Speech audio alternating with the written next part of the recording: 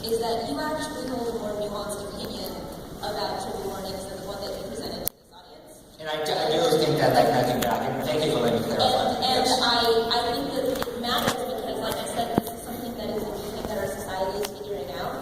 And I think that making your position, I am against trigger warnings, is probably like less helpful than let's figure out the right place to put this line for society. I think that that's probably, building towards an overall that is more. And I agree, that is something that trigger warning. It also just depends on how to define trigger warnings. If you define trigger warning where I don't I'm a dragonborn and I don't like people mentioning squirrels. I get really mad at triggers me. Like that's when these problems. But I agree. And I always start because I think this is why we have content warnings in the first place, so kids don't watch porn. I understand that things should be. I hate the way places that it's been taken. So again, I agree with you that things like these should exist, but I feel like there are maybe better ways that we can look towards it, so we don't silence people. Because that's the ultimate. So bottom line, at least from my perspective, again, you're awesome, great speech, and we all love you. I think the big but in a issue very is not- professional way. This isn't a misogynist panel. Right? We think you're a great person. I think it's not the issue, like I said earlier, the issue is not trigger warning itself. It is the person. It is the asshole encrusted in his Dorito filth who's just like, oh, Doritos. Or whatever. Like, I don't want to read about racism that happened in the 60s because that's icky. That's, no, it's bad. You're an idiot. Thank you so much. We're going to go to the next person, but give her a round of applause again. We would have everything fixed, I think. Absolutely. Fantastic job. Just let you know, the best person in the audience. I don't want to offend you. I'm kidding. You're all great. Top out. Yes, quick. I go close to the I'm sorry.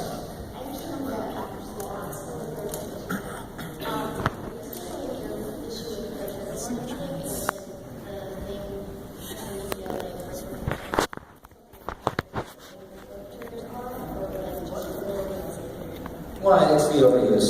I think that's what we established with the last person is that I think if in general, if you're about to put a rape on television, I think that's absolutely something that you should say. Again, it's when you start to use trigger warnings to make it so nobody can experience what everything is, and I think that's where it becomes a problem.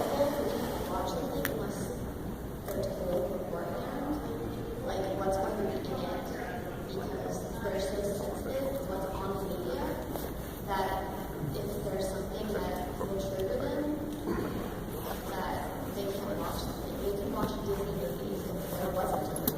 Now the question becomes: Are they sensitive because, like we said earlier, it's because it's something that's gross, or is it they're sensitive because this might send them into a spiral? I mean, it feels like Because of their own personal trauma.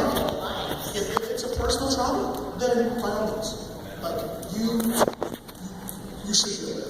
Like if let's just say I grew up in life and I had such severe racism happen to me that the idea of it just destroys me. Then that's fine.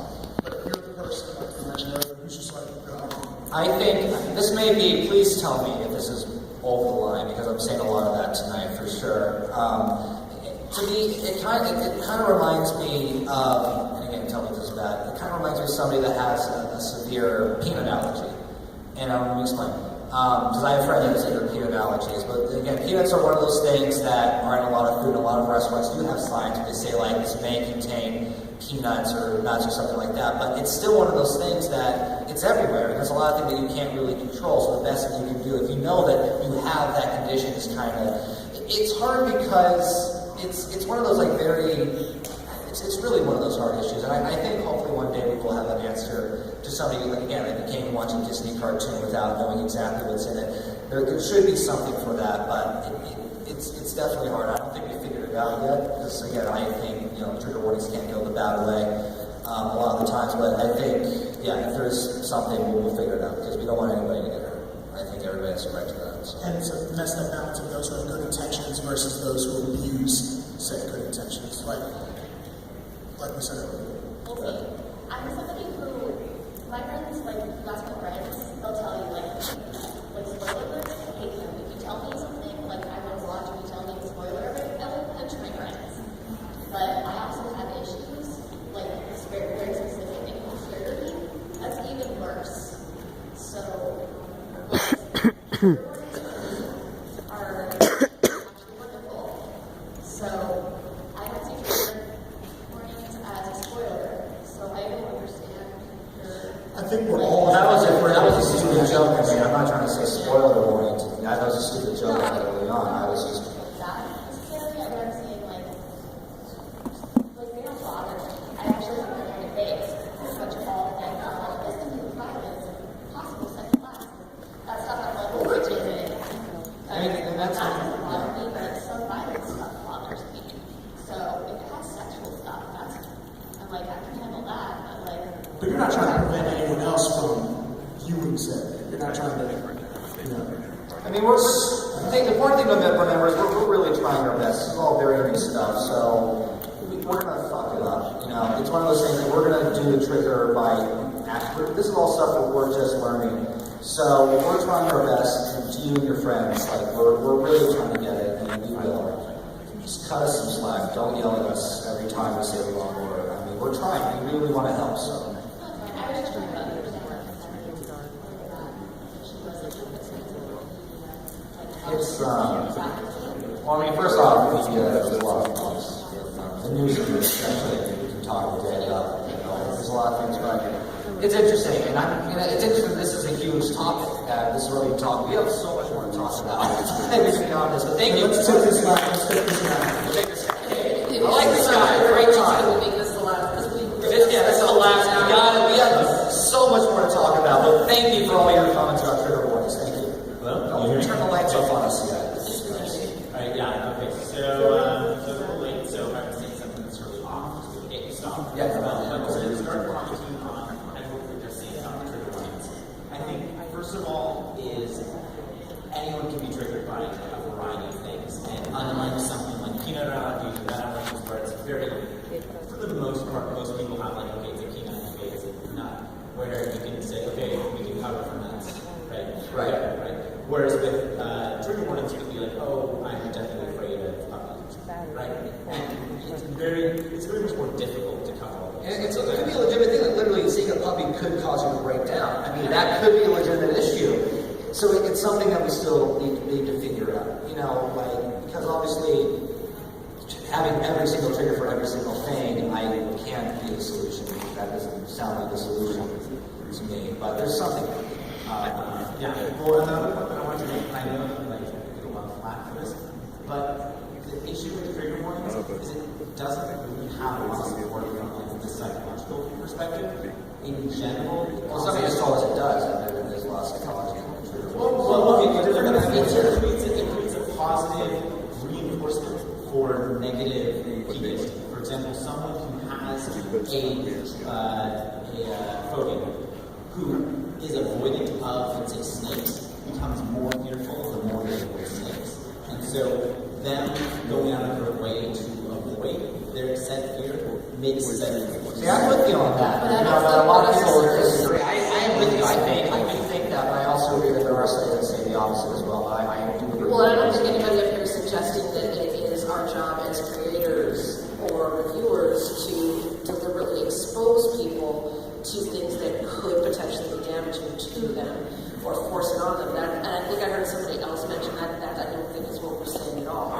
It's different there's a difference between saying, I think it is okay to explore this in the realm of fiction or to report on this if it happened versus saying it can't exist at all. That's a very different thing. Yeah. All right. Now, let's actually talk about Gamergate. There's a couple of different things I'm going to show you guys. I got a lot of stuff. A shit ton of Anita Sarkeesian videos. I got videos by this guy named Thunderfoot who's crazy. And it just boggles my mind how insane this person is. We would have to skip through that because they're not exactly edited very well. I want to bring up a topic. This is kind of a broader topic, but it does relate to Gamergate.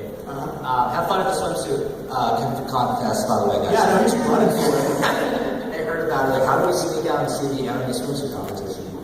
No, thank you, everybody. That's true enough. Some of my friends know this, but I used to have a job in Florida, and I'm ending this month, so I can finally kind of talk about this job, where I would edit and segment fundamentalist Christian films for a cable station. And these are like the creative, like Gay Marriage is Evil, The World's 6,000 Years Old, kind of the Christian films. And I never knew these kind of films existed. I mean, I had heard of them, but I didn't know there was such a large scale. And I learned something really interesting besides, the obvious thing you think you would learn from something like this. I learned that everybody, no matter what side they are, has the exact same argument. That's what I found out. And I'm going to show you some examples of really bad arguments that every side uses, but from a side that I think most of us here probably disagree with the ultimate point. And then we'll go back to working things up and just. I do think it's interesting. I hope there's audio. We're gonna find out.